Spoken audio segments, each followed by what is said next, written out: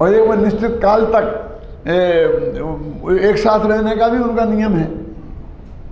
एक क्षेत्रावगाह संबंध क्षणिक, एक क्षेत्रावगाह संबंध है। तो ये देखेंगे ये सच्ची बात है।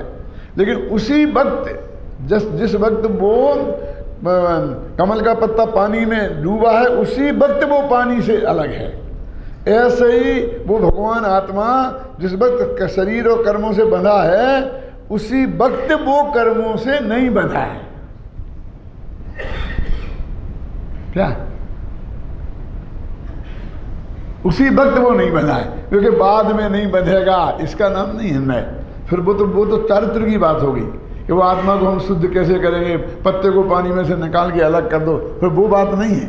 तुम डूबे डूबे पानी ने उसे छुआ नहीं है ऐसा दिखना चाहिए। कर्मों से क्योंकि अभी आत्मा तो अपने कर्मों से बंधा ही है, और जब वो अलग हो जाएगा तो फिर तुम्हें समझने की जरूरत ही नहीं रहेगी, कि जब तो केवल ज्ञान हो जाएगा, मोक्ष हो जाएगा। मोक्ष जाने के लिए तो ये सब समझना है। क्यों? अलग करने के लिए तो ये समझना है कि अलग है। तो इसी वक्त ये निर्णय करना पड़ेगा। क्या? इसी वक्त ये निर्णय करना पड़ेगा कि वो उससे अलग है, और इसमें श्रद्धा। फिर ये जो अलग है वो अलग आत्मा में अपनापन स्थापित करना पड़ेगा कि एक प्रक्रिया, वो एक कर्ण लब्धि की प्रक्रिया होती है, फिर ये होती है, फिर वो होती है। वो कर्मानुयोग योग वालों से समझ लेना। लेकिन मैं आपसे एक बात कहता हूँ कि जो ये पाटनी की लड़की है, वो कासलीवाल की लड़के से उसका संबंध तय हो गया। क्यों? वो कासलीवाल कब हो जाएगी? होगी ना? वो कासलीवाल हो जाएगी कि नहीं हो जाएगी? बोलो। 7वां फेरा पड़ते ही वो कासलीवाल हो जाएगी, है ना? अपने ऐसे रिवाज है ना कि वो लड़की उसके दिन के बाद में वो कासलीवाल मानी जाएगी। और उसकी प्रक्रिया क्या है कि बारात आएगी और बाजे बजेंगे और लड्डू खाए जाएंगे और फिर 6 फेरे पड़ेंगे, फिर 7वां फेरा पड़ेगा, और 7वां फेरा पड़ा और वो कासलीवाल होगी। क्यों जी? वो अपने में से वो जो है ना पुराना बाप का घर, उस घर में से उसका एकत्व नहीं टूटे, और अपने पति के घर में एकत्व नहीं आए, वो पाटनी पने में एकत्व नहीं टूटे, और कासलीवाल पने में एकत्व नहीं आए, तो 700 फेरे खा ले वे तो भी वो कासलीवाल नहीं। क्यों? वो बनने के लिए कोई मंत्र से थोड़ी काम होगा। क्यों? उसे सोरवा थोड़ी बनाना पड़ेगा बनाने के लिए। ये तो उसके मन की, उसके चित्त की बात है कि उसके चित्त में ये बात स्वीकृत होना चाहिए। क्या? और उसके चित्त में स्वीकृत हो जाए और 7 फेरे नहीं पड़े तो भी हो जाती है कि नहीं हो जाती है? हम तो नहीं देखा आज तक। अरे सब अदालत में कितनी शादियां होती हैं, भाग भाग के लड़की लड़के करते हैं ना, हैं? तो फिर भी होते हैं पति पत्नी के? नहीं। बोलो। हैं? वो उसमें कोई दम नहीं है 7वें बात में फेरे में। वो तो हमारी समाज की एक व्यवस्था है कि जिससे हम उसके चित्त में ये जमाते हैं कि बेटा अब तू पाटनी नहीं है, कासलीवाल हो गई, खत्म।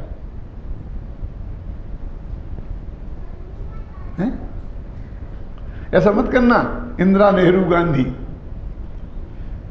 तुम्हें तो वोट लेने जाना नहीं है, डबल डबल काहे करो? वो नेहरू और गांधी एक साथ रह सकते हैं, बाप का नाम भी जोड़े और बेटे का नाम भी जोड़े, क्योंकि बाप की भी इज्जत है, बेटा भी इज्जत वाला है, और दोनों की इज्जत चाहिए उसको। ये ऐसा नहीं, ये नहीं चलेगा। तो वो कहते हैं, सुनना ध्यान से, ज्ञान तो दोनों बातों को जानेगा। क्या जानेगा? ज्ञान जानेगा नहीं कि ये मेरे पिताजी हैं, मैं यहाँ पैदा हुई हूँ, इसलिए मैं पाटनी हूँ, ऐसा जानेगा कि नहीं? लेकिन श्रद्धा में ऐसे ही अबद्ध आत्मा कर्मों से बंधा है कि नहीं बंधा है, तो बंधा है इसको भी ज्ञान जानेगा व्यवहार में, और नहीं बंधा है इसको भी ज्ञान जानेगा। और उसी समय श्रद्धा वो नहीं बंधे वाले पक्ष को अपना लेगी, बस खत्म। वो प्रयोजनभूत है, इसलिए भूतार्थ है, इसलिए सत्यार्थ है। श्रद्धा प्रयोजनभूत को पकड़ती है, इसलिए वो भूतार्थ को पकड़ती है। उसमें आता है ना, एक गाथा आती है ना, भूतार्थ आश्रित मुनिवरो प्राप्ति करे निर्माण दी, वो आती है ना गाथा। हाँ, विद्वान जन भूतार्थ तज व्यवहार में बर्तन करें और भूतार्थ आश्रित मुनिवरो प्राप्ति करें निर्वाण की। आगे समझने के नहीं, व्यवहार में बर्तन करते रहो। भाई तुमने व्यवहार को माना है ना, व्यवहार से बना है ना, तो व्यवहार में माना है तो व्यवहार रहो। और मोक्ष में कोई व्यवहार है ही नहीं। विवाई जी और साहू जी और प्रणय जी और जमाई और जमात, ये सब व्यवहार तो यहीं संसार में है ना। तो व्यवहार है तो व्यवहार में रहो ना फिर आराम से। गलत तो कुछ नहीं है ना। तुमने व्यवहार को सत्य माना तो व्यवहार उपलब्ध होगा, और निश्चय को सत्य मानोगे तो निश्चय उपलब्ध होगा। तो मुक्ति के मार्ग में प्रयोजनभूत कौन है? भूतार्थ माने मुक्ति के मार्ग में प्रयोजनभूत, और प्रयोजनभूत माने जिसमें अपनापन स्थापित करना है। ख्याल में ना। अब जरा और थोड़ा सा आगे बढ़ते हैं कि वो पाटनी की कासली बाल तो हो गई, लेकिन वो भी पाटनी थी तो उसका नाम था बिमला कमलचंद पाटनी। पूरा नाम ये था ना, गुजरातियों से लिखो ऐसा लिखते हैं वो। अपने हिंदी में तो ऐसा नहीं चक्कर चलता है, उनका तो नाम ही पूरा तब होता है। क्यों ऐसा होता है ना?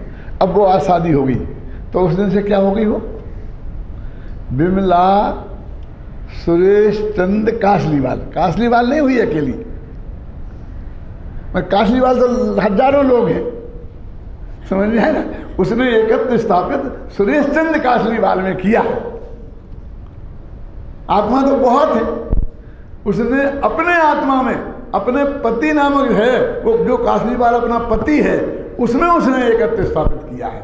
तो अपने आत्मा में जिसने एकत्व स्थापित किया है वो उसे बोलते भूतार्थ। तो पढ़ता हूं, देखो। जिस प्रकार जल में डूबे हुए कमलनी पत्र का जल से स्पर्शित पर्याय की ओर से अनुभव करने पर, देखने पर जल से स्पर्शित होना भूतार्थ है, सत्यार्थ है, तथापि जल से किंचित मात्र भी स्पर्शित न होने योग्य कमलनी पत्र के स्वभाव के समीप जाकर देखो। ऊपर ऊपर से तो वो ही दिखेगा, जाकर अनुभव करने पर जल से स्पर्शित होना अभूतार्थ है, असत्यार्थ है ना। इसी प्रकार ये तो हुआ उदाहरण। अनादिकाल से बंधे हुए आत्मा का पुद्गल कर्मों से बंधने स्पर्शित होने रूप अवस्था से अनुभव करने पर बद्ध स्पष्टता भूतार्थ है, सत्यार्थ है। तथापि पुद्गल से किंचित मात्र भी स्पर्शित न होने योग्य आत्म स्वभाव के समीप जाकर अनुभव करने पर बद्ध स्पष्टता अभूतार्थ है, असत्यार्थ है। ठीक है।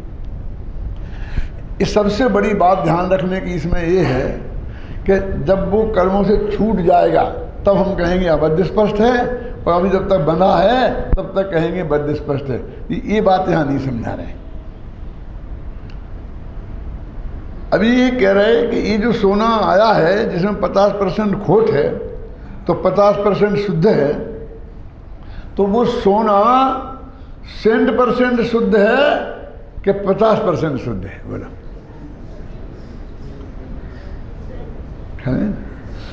अरे वो 50% तो मिलावट है, वो अलग पदार्थ है। मान लो चांदी मिली है तो वो तो चांदी है, तो उसने वो 1 तोला सोने में 50 आधा तोला सोना नहीं देखा है, उसने तो आधा ही तोला सोना देखा है। क्यों? उस सराफ ने ऐसा घिस करके देखा ना और कहा कि तेरे 5 तोले के दाम मिलेंगे, मतलब अथवा ये आधे भाव मिलेंगे। समझो 10 तोला तुम तोलेगा तो इसके भाव जो 10,000 के भाव हैं उसकी जगह 5,000 के भाव मिलेंगे। तो ऐसी भाषा बोले, और चाहे ऐसी भाषा बोले कि इसमें आधा जितना तोलने में आएगा उससे आधे के पैसा मिलेंगे। बात तो दोनों का अर्थ एक ही है ना।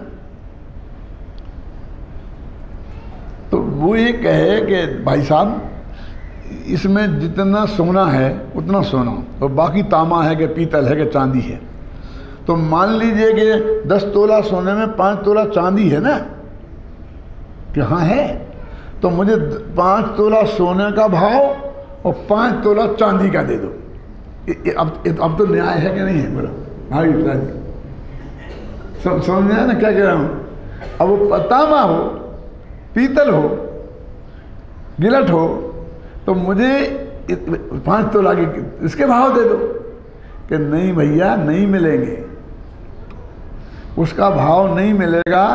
वो ज़्यादा तुमने गड़बड़ करी तो वो निकलवाई के पैसा और लगेंगे वे पैसा तुमको देना पड़ेंगे। जब इसको शुद्ध करेंगे ना तो उसमें खर्चा लगेगा ना 100-200 रुपया, तो वे भी तुम्हें देने पड़ेंगे। और वो जो मेल है, जो मिलावट है, वो चीज़ तुम्हें नहीं मिलेगी, हमें भी नहीं मिलेगी, वो तो गल जाएगी, जल जाएगी। क्यों? उसका तो जलने का स्वभाव है, सोने का नहीं है जलने का स्वभाव, इसलिए वो बचेगा। तो ऐसे ही भगवान आत्मा में अनादि से राग द्वेष मोह हैं, कर्मों से बंधे हैं। क्यों? तो वो आत्मा और दोनों उस काल में वो आत्मा बिल्कुल शुद्ध बुद्ध निरंजन निराकार है। तो बिल्कुल वैसी कीमत, क्या वैसी क्या कि दो कि नहीं, फिर तुमको निकलवाई के पैसे और लगेंगे। वो निकलवाई के पैसा क्या है? इस सिद्धांत के साथ फिर ध्यान। फिर मान तो तुम अभी लो कि मैं तो वो हूं जो शुद्ध बुद्ध भूतार्थ में से कहा गया है आत्मा, लेकिन तुम्हें यदि वो आत्मा पर्याय में पाना है, अभी तुम्हारे ज्ञान में तो आएगा, पर्याय में तो वो मिला हुआ है। जो मनुष्य है तो मनुष्य है ही। क्यों? यदि मैं मनुष्य आदि पर्यायों से जुड़ा हूँ, दूसरा बोल है ना, अभी आते उस पर आते हैं अपन, तो तुम मनुष्य मिट जाओगे क्या? सम्मदृष्टि होते ही मनुष्य मिट जाओगे? बोलो, मिथ्या दृष्टि हो तो हम मनुष्य पर्याय को मैं मानता हूँ ना, कि मैं मनुष्य हूँ, देव हूँ, नारकी हूँ, दूसरा बोल है वो। तो तुम ऐसा मानते ही कि मैं मनुष्य नहीं हूँ, मैं आत्मा हूँ, ऐसा मानते ही सम्यक दर्शन तो हो जाएगा, लेकिन मनुष्य मिट जाओगे। तो मनुष्य तो कब मिटोगे? जब मोक्ष में जाओगे, 14वें गुण स्थान तक मनुष्य नहीं मिटोगे। ख्याल में 14वें गुण स्थान तक मनुष्य नहीं मिटोगे। बिंदी साहब, तुमको जगत में मनुष्य ही कहेंगे, अरहंत हैं तो वे कौन मनुष्य हैं क्या? नहीं है। समझ गए ना? तो वे मनुष्य बना तो 14, अपन बोलते हैं ना, मनुष्य गति में 14 गुण स्थान होते हैं, देव गति में 4 गुण स्थान होते हैं, नरक गति में 4 गुण स्थान होते हैं, तंत्र गति में 5 गुण स्थान होते हैं। तो ये मनुष्य गति के है ना 14 गुण स्थान तो पूरे, कि वो तो जब तुम आत्मा में ही अंतर्मूल से ज्यादा लीन रहोगे तब हो जाएगा कि नहीं? तब भी नहीं। फिर उसके बाद जब अघातिया कर्मों का काल पूरा होगा तब होगी, लेकिन उनको फकर नहीं है, होंगे जब हो जाएंगे, क्योंकि हमारा असली काम तो हो गया। अनंत सुख चाहिए था, वो मिल गया। अब इस शरीर का संयोग है तो बना रहे, और दुनिया हमें मनुष्य कहे तो कहती रहे, हमें क्या फर्क पड़ता है? क्यों? उन्हें मोक्ष जाने की जल्दी नहीं है। इस संदर्भ में एक बात बहुत मर्म की है, जो सोचने की है कि हम सब लोग निरंतर जो प्रयत्न करते हैं, और हम जैसे पंडित उपदेश भी देते हैं वैसे करने की, लोग भी देते हैं, जितना भी पुरुषार्थ हम करते हैं वो सब संयोगों को बदलने का करते हैं ना। देख लो तुम, ऐसा होगा, कौन सा बैंक है वो, क्या है तुम्हारा हसद भाई, तुम कौन से बैंक में कराओगे जिसके भाव शेयर में खरीदवाओगे जिसके भाव कभी कम नहीं होंगे? क्यों? डबल टिबल ही होंगे, डबल टिबल होंगे, ये सब पहले ही दिन खत्म हो जाएंगे, डबल होने का चक्कर ही नहीं रहेगा। पहले दिन खत्म करने के लिए दे रहा है कि डबल टिबल करने के लिए? तो बिजनेस है ये, मंदिर में बिजनेस मत लाओ।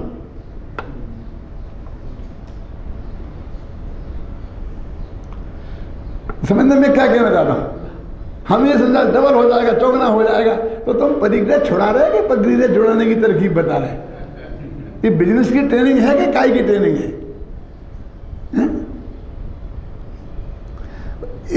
ये बहुत बुरी चीज है, इसलिए इसे छोड़ देना चाहिए। क्यों? ये क्या है? तो ये कहते हैं कि हम जो संयोगों के बदलाव में ही सारा प्रयत्न करते हैं। संयोग मालूम कैसे मिलते हैं? आघातिया कर्मों की वजह से।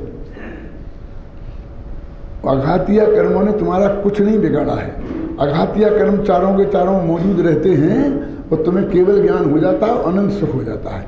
जिसने तुम्हारा कुछ नहीं बिगाड़ा है, तुम्हारा सारा पुरुषार्थ उन अघातिया कर्म के उदय में होने वाले संयोगों को बदलने में जाता है। क्यों?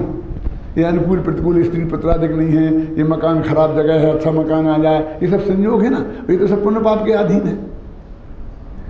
और हमारा सारा प्रयत्न, यानी हमें किसी को भी राग कम हो जाए, देश कम हो जाए, मिथ्यात्व चला जाए, क्यों? ज्ञानावरणी कम, इसका किसी को कुछ भी नहीं है। घातिया कर्म के उदय से जीव आत्मा में विकृति पैदा होती है, अनंत घातिया कर्म के उदय में होने वाले संयोग और संयोगी भावों में से हुआ है दुखी। लेकिन हमारे 24 घंटे के प्रयत्न सुबह से शाम तक धंधे के, पानी के, खाने के, पीने के, अब धर्म में भी उसमें शामिल हो गया। सारी जिंदगी गुरुदेव क्यों ये एक कह के से चले गए, और अब हमने तुमने ये शुरू कर दिया कि दुगने हो जाएंगे, तिगने हो जाएंगे। ये बिल्कुल सही बात नहीं है, मैं बोलता हूँ आपको सच्चे दिल से, शास्त्र पे हाथ रख के बोल रहा हूँ। ठीक है, व्यवसायी लोग बैठे ऐसे व्यवसायी की व्यवस्था से धर्म नहीं, व्यवस्था से धर्म को विरुद्ध बोलने की जरूरत नहीं है। आप बिना बोले ही चौगुना आएगा, कोई कमी नहीं रहने वाली है। क्यों? हर्षद भाई ने कुछ बोला तो इसी वजह से कुछ आपको देने का भाव ज़्यादा बड़ा है क्या? धोखा है, हमें धोखा होता है कि उसकी वजह से भाव बढ़ गया होगा और पैसा मिल जाएगा। ये तो संयोग है, संयोग जिन्हें बदलने के लिए तीर्थंकर नहीं, केवली भगवान भी प्रयत्न नहीं करते। क्योंकि मैं पूछता हूं कि उन्हें मोक्ष जाने की जल्दी नहीं है, क्यों? कर दे में अघातिया कर्मों में थोड़ी स्थिति कम कर ले में, विचार करना है आप गंभीरता से।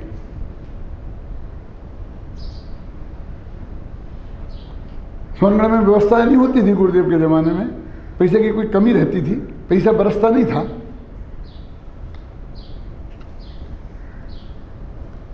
ये भ्रम है हमारा, ये निकाल देना चाहिए चित्त से। ये संयोगों के बदलने के लिए तीर्थंकर केवल ज्ञानी भी प्रयत्न नहीं करते, और हमारा सारा प्रयत्न संयोगों की बदलने की तरफ है, और उसी का हम लोग देते हैं संयोगों को बदलने के लिए। कि यहाँ तो अभी एक कहानी काली कलूटी कहानी पत्नी को छोड़ दोगे तो स्वर्ग में जाओगे तो 32 तो कम से कम मिलेंगी। क्यों? इसलिए छोड़ाना है कि 32 सुंदर से सुंदर मिले, कि ये चीज़ अच्छी नहीं है, ब्रह्मचर्य अच्छी चीज़ है, इसलिए छोड़ाना है? क्यों? क्या फर्क रह गया फिर हम और सामने वाले में? तो काय को अलग है? इस मंदिर की क्या जरूरत थी फिर?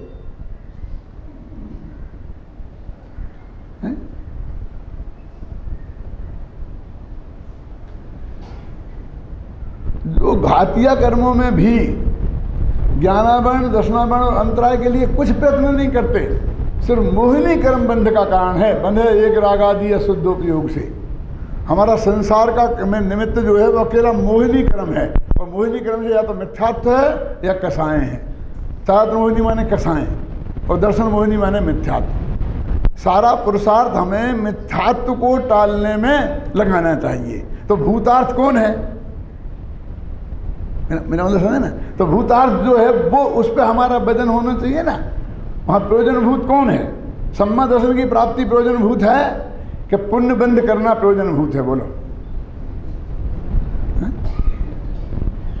कि पुण्य पाप का दोनों का अभाव करना प्रयोजनभूत है? आता 16 कारण गुण करे, हरे चतुर्गति बास, और पाप पुण्य सब नाश के, ज्ञान भान प्रकाश। यहां कहते हैं कि देखो, वो तुम मनुष्य हो ना, अब तुम ये मान लोगे कि मैं मनुष्य नहीं हूं, मैं तो त्रिकाली ध्रुव आत्मा हूं। जो पढ़ता हूं वो बोल भी पढ़ता हूं। जैसे कुंडा, घड़ा, खप्पर आदि पर्यायों से मिट्टी का अनुभव करने पर अन्यत्व वे अन्य अन्य हैं, जुदे जुदे हैं, यह भूतार्थ है, सत्यार्थ है। तथापि सर्वथा अस्खलित सर्व पर्याय भेदों से किंचित मात्र भी भेद रूप न होने वाले एक मिट्टी के स्वभाव के समीप जाकर अनुभव करने पर अन्यत्व अभूतार्थ है, सत्यार्थ असत्यार्थ है। यानी एक मिट्टी से बने, क्या क्या बना के अब नाम दिए ना, कुंडा, घड़ा, खप्पर से देखो देख। तो अभी ये पर्याय की दृष्टि से देखने से अलग अलग है। क्यों कि मान लीजिए कि हम अब स्टील ले लो, अपन मिट्टी को एक तरफ रख दो, मिट्टी के रहे नहीं घरों में। अब स्टील का गिलास है, स्टील की कटोरी है, स्टील की थाली है, ठीक है ना। तो अभी हमको अभी पानी पीना है, तो कैसा अब स्टील तो एक ही है, तो तुम थाली लेके आ जाओ। क्यों? तो कहेंगे भैया थाली अलग है और कटोरी अलग है और गिलास अलग है। बोलेंगे कि नहीं बोले? बोलना चाहिए ना, क्योंकि वो प्रयोजन सिद्ध नहीं हो। वहाँ वो प्रयोजन है कि हमें एक पानी पीना है, खाना खाना है तो थाली प्रयोजन है, तो लौकिक दृष्टि से वो प्रयोजनभूत है।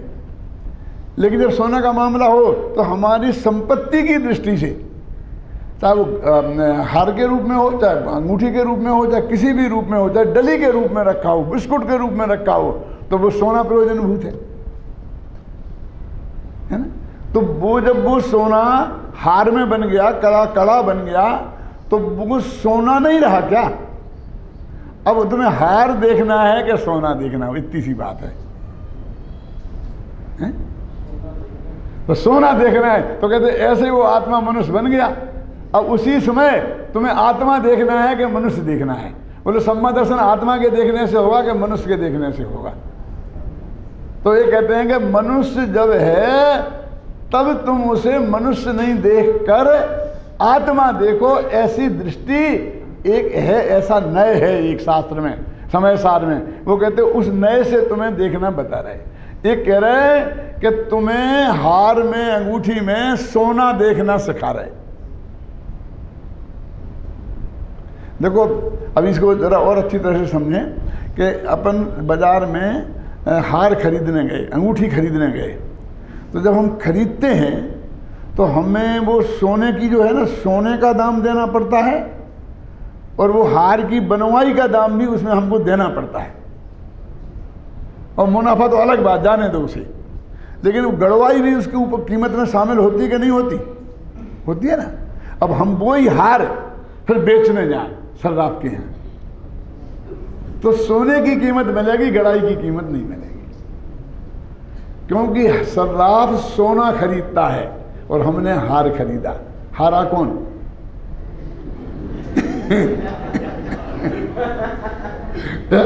क्यों? वो परमानेंट वैल्यू की चीज की कीमत देगा। आप समझिए ना, वो हार के आकार की कीमत नहीं देगा। तो मनुष्य तो आकार है कहते हैं, समझिए ना। तो मनुष्य पर्याय, मनुष्य भी है। वो हार उस वक्त बिल्कुल ही झूठा हो कि हार होए ही नहीं, तो वो बात नहीं है, समझे ना। हार होए नहीं ऐसी बात नहीं है। हार है, सत्यार्थ है ये बात। मेरे कहने का मतलब एकदम वो झूठा लाल जैसे बोले कहते वैसा नहीं है मामला, गधे के सिंह के सिर जैसा नहीं है। वो मनुष्य है, वो हार है, ख्याल में है ना। और तुम खरीदने जाओगे तो उसकी कीमत तुम्हें लगेगी, लेकिन उसी वक्त वो सोना भी है। हार बन जाने से सोनापन नहीं मिट गया। तो ये जीव का मनुष्य बन जाने से, मनुष्य होने से जीवपना नहीं मिट गया, जीवत तो खत्म नहीं हो गया, ख्याल में आए ना। वो भी वहां पर उसी ताकत से बैठा है। अब इतनी सी बात है कि हार जो है ना ऊपर से दिखता है और सोना तो अकेला शराब को दिखता है, ख्याल में ना। अरे इसको ऐसे देखो कि घर में 4 बहुएं हैं, वो चारों बहुओं के पास अपने हार और सब बना के गहने दे दिए। 4 किलो सोना अपने पास था, तो 1-1 किलो सोना का गहने बना के चारों बहुओं को दे दिए, चढ़ा देते थे ना शादी में। अब उनके पास है, उनसे पूछो क्या? हाँ मेरे पास हार है, कंगन है, ये है, वो है। कभी नहीं कहेगी सोना है। और बहुओं के पास है, और ससुर जी से पूछो कि तुम्हारे पास कितना? मेरे पास 4 किलो सोना है, जबकि एक अंगूठी भी हाथ में नहीं है। लेकिन वो बहुओं को गहने दिखते हैं, समझे ना। और ससुर को सोना दिखता है, और वो भले ही उसके हाथ में नहीं हो, लेकिन वो संपत्ति उसकी है, ख्याल में है ना। जब वो सोने की जो कीमत है उससे उसकी बाजार में इज्जत है, ख्याल में है ना, कि इसके पास इतना, इसकी बहुएं इतना सोना गले में डाल के घूमती हैं, तो ससुर की भी इज्जत बढ़ती है, अगली बहुओं की नहीं बढ़ती है। क्यों होता है कि नहीं होता, ख्याल में है ना बात। तो उसकी दृष्टि सोने पर है तो वो सम्यक दृष्टि है, अजर की दृष्टि हार पर है वो मिथ्या दृष्टि है। इतनी सी बात है। मनुष्य आदि पर्यायों पर जिसकी दृष्टि है वो मिथ्या दृष्टि है, और त्रिकालीन भगवान आत्मा हर पर्याय में जो मौजूद है उस पर जिसकी दृष्टि है वो सम्यक दृष्टि है।